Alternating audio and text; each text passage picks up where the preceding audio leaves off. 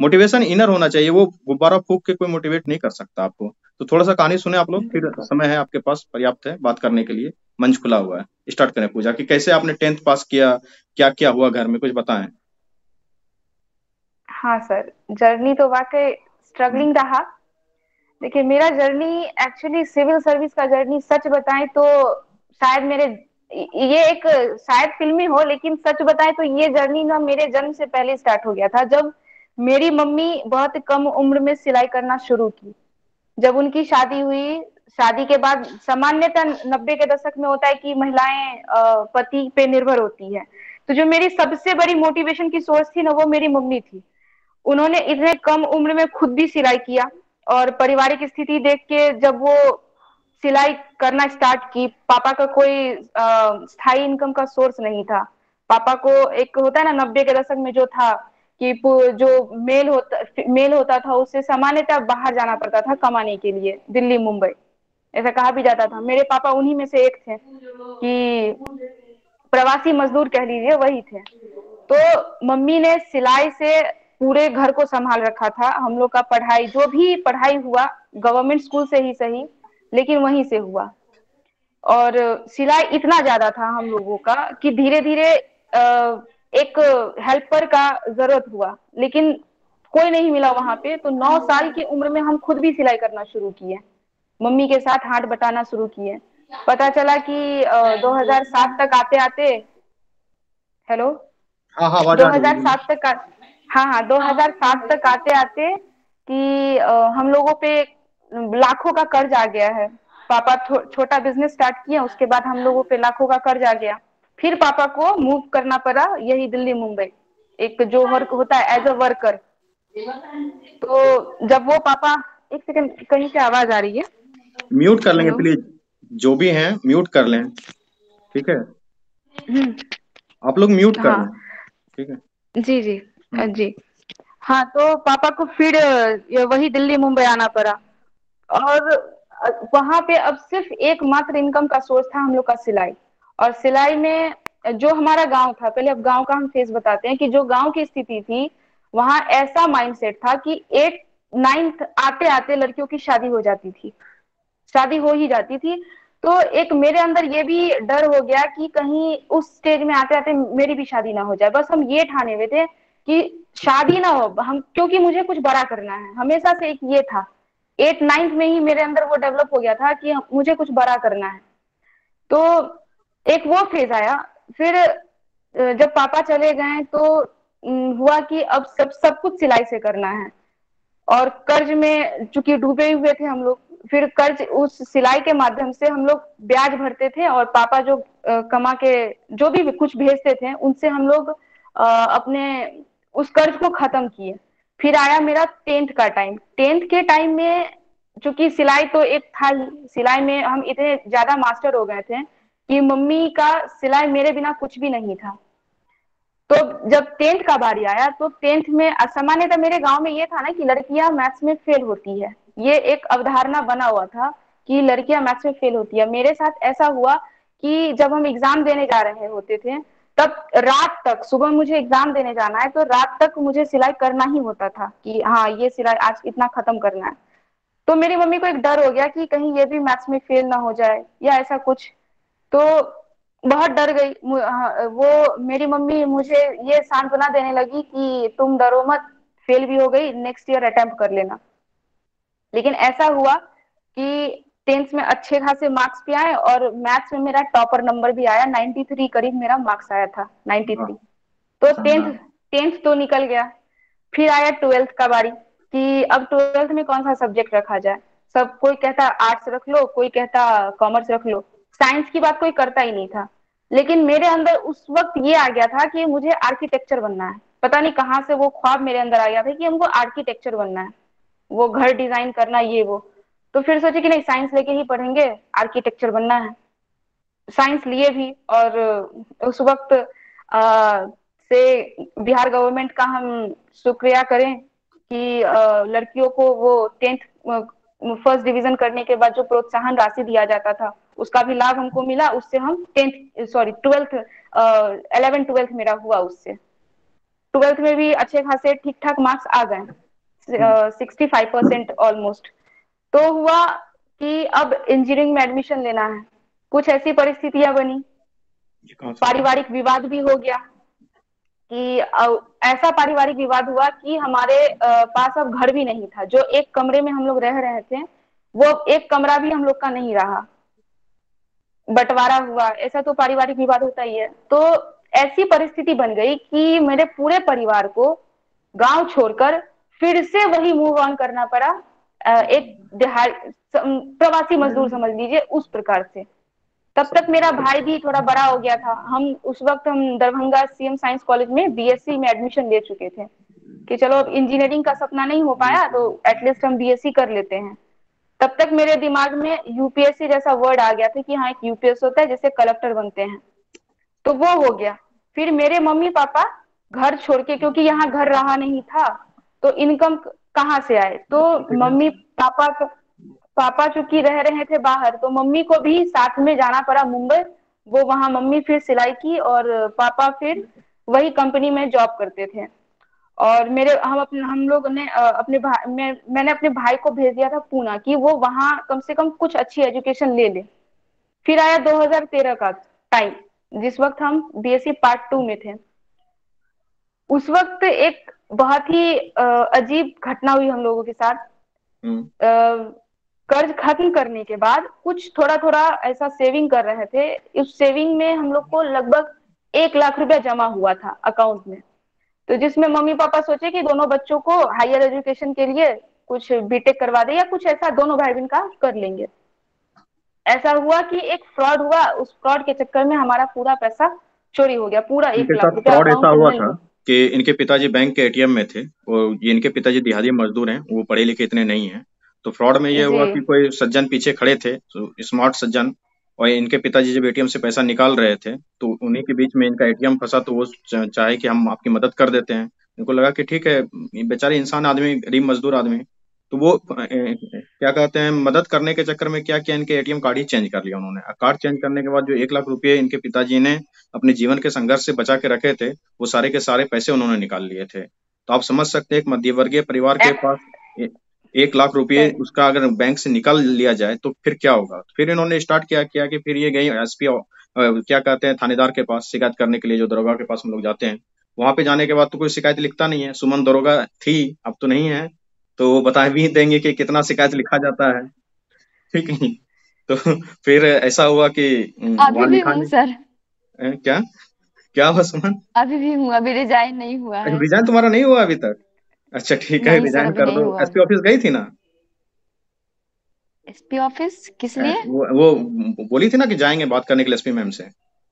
हाँ हाँ मैम, बात हो गई है। एडीजी सर भी बोल दिए हैं कि ठीक है मिल जाएगा। हाँ, लेकिन एक्चुअली एडीजी सर की ड्यूटी लग गई तेलंगाना इलेक्शन में। तो अच्छा। फिर जो प्रभारी है वो करेंगे। और जो मेरे जो जिनको जांच के लिए मिला गया, सीओ मैम, हाँ, डीएसपी एससीओ मैम को, हाँ, तो वो चली गई है कोर्स में। अब उनके जगह जो आई है वो संभाल नहीं रही है, मतलब उनको दिया नहीं जा रहा है। वैसे भी बहुत खड़ूस है, वो लेंगी तो और नहीं समझ पाएंगी, क्योंकि तो खेल कोटा से आई है, क्या समझेगी पढ़ाई को। और जो जांच जिनको दिया गया है वो तो है पीसीएस ही है, यूपी पीसीएस है, वो पता है, सब कुछ समझेंगे मेरी कंडीशन को, वो एक दिन में कर देंगे।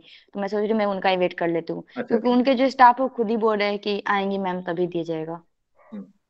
तो उसके बाद ऐसा हुआ इनके पिताजी के साथ कि अब केस करने के लिए जा रहे हैं। केस करने के लिए जा रहे हैं जब ऑफिस, तो वहां पे जो है कि दरोगा लिखता ही नहीं, एफआईआर होता नहीं बिहार में। एफआईआर करा लेना जो है कि बहुत मेहनत का काम होता है। उसके बाद ये गई कि जाके एसपी मैम से बोलिए। तो जब ये एसपी ऑफिस गई तो वहां देख रहे हैं कि इतना लंबा लाइन लगा हुआ है। तो जो होता है एक बच्चे के मन में, 12th पास बच्ची है, वो छोटी बच्ची है, वो केस करने के लिए जाना चाह रही है, उसके पिताजी के साथ फ्रॉड हो गया है, इतनी गरीबी का हालात है कि वो जो है कि सिलाई करके अपना जीवन चला रही है। जब गई केस करने के लिए तो वहां वो एसपी मैम थे, वो सुन ले इनके पिताजी इनकी बातों को। तो उन्होंने कहा कि ठीक है, अभी हम इसको रजिस्टर करवाते हैं और दरोगा को बोलते हैं कि इनका केस रजिस्टर किया जाए। तो फिर केस रजिस्टर हो गया था इनके पिताजी का। उसके बाद क्या हुआ बताओ? हाँ, तो सर एक ये चीज करेक्शन करना चाहेंगे कि हम्म। एक्चुअली वो जो पूरा सेविंग था ना, मेरी मम्मी के सिलाई का था। अच्छा। जो वो चोट पहुंचता है ना, कि सबसे ज्यादा चोट इसी बात का पहुंचता है कि वो मेरी मम्मी के सिलाई का इनकम पूरा था। तो ये एक ज्यादा दुखदाई था हम लोग के लिए उस हम्म वक्त। हम्म हम्म हम्म। तो ये हुआ कि मेरे परिवार में सब तो टूट ही चुके थे, मम्मी पापा अलग थे, मेरा भाई कहीं और था और हम अकेली दरभंगा में ननिहाल में, चूंकि उस वक्त हम रहते थे, और कोई सपोर्ट सिस्टम भी, एक अलग ही और इनके ताना का वो। ननिहाल का स्टोरी ऐसा है कि ये पढ़ रही थी तो ननिहाल में रह के पढ़ रहे थे। ननिहाल में जानते हैं कि मामा जी जो है कि घर के होते हैं वो हेड, तो मामा जी ही गार्जियन होते हैं। जब मामा जी इनके गार्जियन थे तो इनके साथ ऐसा था कि 10th पास कर ली, अब धीरे धीरे शादी कर लो। जो होता है कि बच्ची है इसको शादी करके हटाओ, हर कोई यही चाहता है। हमारे परिवार में भी ये होता है, आपके परिवार में भी ये होता है। परिवार ही, समाज ही ऐसा है हमारा। तो वो बार बार जो है कि ये आ गया इनका कपड़ा सिल दो, ये आ गया इनका ये काम कर दो। अब इनको पढ़ना है, वो नानी के घर में पढ़ने के लिए रह रही है, लेकिन कितना सपोर्ट सिस्टम है वो तो समझ ही रहे हैं। अल्टीमेटली वो मेरे नाना, इनके नाना, सबके नाना मामा ही हैं, वो सम्माननीय हैं, उनमें कोई मैं ठेस नहीं पहुंचाना चाहता हूँ। लेकिन ये एक पूर्ण सच्चाई है समाज का, इस चीज को भी तो देखना पड़ेगा ना हमें। ठीक है, तो वो स्थिति रहा। उसके बाद ये दरभंगा में वह जहाँ पे रहती थी, जो लोग मिथिला के क्षेत्र से होंगे जिनको पता होगा कि चूंकि मैं भी वहां रहा हूँ, मेरा 4 साल वहीं गुजरा है, और सबसे अच्छे 4 साल हमारे दरभंगा इंजीनियरिंग कॉलेज से मैंने गुजारे हैं। तो वहां पे एक श्यामा मंदिर है, जो लोग होंगे मिथिला के क्षेत्र से तो वो कनेक्ट कर पा रहे होंगे। उस श्यामा मंदिर के पास जाके ये पढ़ाई किया करते थे। घर में पढ़ने का माहौल इतना ही खराब था, वहां पे बैठ के शांति से वो पढ़ रही है। वो बहुत लोग पढ़ते हैं, हम लोग तो ऐसे ही इंजीनियरिंग कॉलेज के छात्र थे, तो वहां पे घूमने के लिए जाया करते थे कि चलो आज कि मतलब चिल मार के आते हैं। जहाँ जिस जगह पे हम चिल मारने के लिए जाया करते थे, ये उस जगह पे पढ़ने के लिए जाया करते थे। आप इसके संघर्ष को समझिए। वो मेरा पिकनिक स्पॉट था कि कॉलेज से निकलेंगे, हॉस्टल से बाइक लेना है, कार लेना है, चले जाना है घूमने के लिए। तो ये एक समझिए कि आपको, किस संघर्ष में जी थी। सर, एक अन्नपूर्णा मंदिर आपको याद होगा, एक हाँ हाँ व्हाइट हाँ कलर का हाँ, जो राइट वो साइड में उसको था मनोकामना वो मंदिर हम लोग बोलते थे, और जाके लिखते थे कि इस बार जो है कि टॉप कर जाए, मैट्रिक में पास कर जाए, वो सब लिखा हुआ रहता था। ठीक है। जी, वो उस नहीं, एक मंदिर था ना जहाँ पे हाँ हाँ, वो बगल लोग में एक जाया नहीं मंदिर है। करते थे ज्यादा, हाँ हाँ, तैयारी वो करते हैं। काफी शांत हुआ करता था, तो बस हम वहीं पे जाके ना रेलवे और एसएससी की तैयारी किया करते थे। हम्म। ऐसा हुआ कि रेलवे मेरा फर्स्ट अटेम्प्ट में पीटी तक क्लियर हुआ, मेंस में हम 1 नंबर से रह गए। तो एक ये जर्नी तो था ही। फिर ननिहाल का जो हम अभी ननिहाल का ही बता रहे थे, मतलब वहां से तो मेरा चलिए ग्रेजुएशन हो गया। ग्रेजुएशन के बाद मेरा जर्नी स्टार्ट हुआ कि अब मेरे दिमाग के अंदर ये भर गया था कि करना तो मुझे सिविल सर्विस ही है। लेकिन जो होता है हमारे समाज में कि पहले छोटा से स्टार्ट करो, लोगों ने कहा कि पहले छोटे से स्टार्ट करो। हम भी सोचे कि चलो ठीक है, छोटे से स्टार्ट करते हैं, एसएससी रेलवे की तैयारी करते हैं। किए उसका भी लगभग मेरा जितना भी एग्जाम दे रहे थे सबका प्री हो रहा था। सीएचएसएल का प्री हुआ, सीजीएल का प्री हुआ, रेलवे एनटीपीसी, आरआरबी, ये अपना ग्रामीण बैंक, सबका पीटी क्लियर हुआ, लेकिन हम मेंस क्वालिफाई नहीं कर पा रहे थे। तो एक अलग ही डीमोटिवेशन तो हुआ ही था। लेकिन दिमाग में के एक जगह ये भी मेरा घूम रहा था कि अंततः मुझे करना सिविल सर्विस ही है। तो दरभंगा में वो जो लक्ष्य इंस्टीट्यूट है, वहां हम कुछ दिनों तक एसएससी की तैयारी किए। फिर घर का माहौल ऐसा बन गया था कि सुबह उठ के भी शादी से शुरू होती थी और अंत भी शादी से होता था। सुबह और रात खत्म हो जाता शादी पे। फिर ऐसा लगा कि नहीं, शायद हम अपने सपनों को यहाँ पे पूरा नहीं कर सकते हैं, अपने मम्मी पापा के पास चले जाते हैं। फिर हम चले गए, फिर मूव कर गए मुंबई।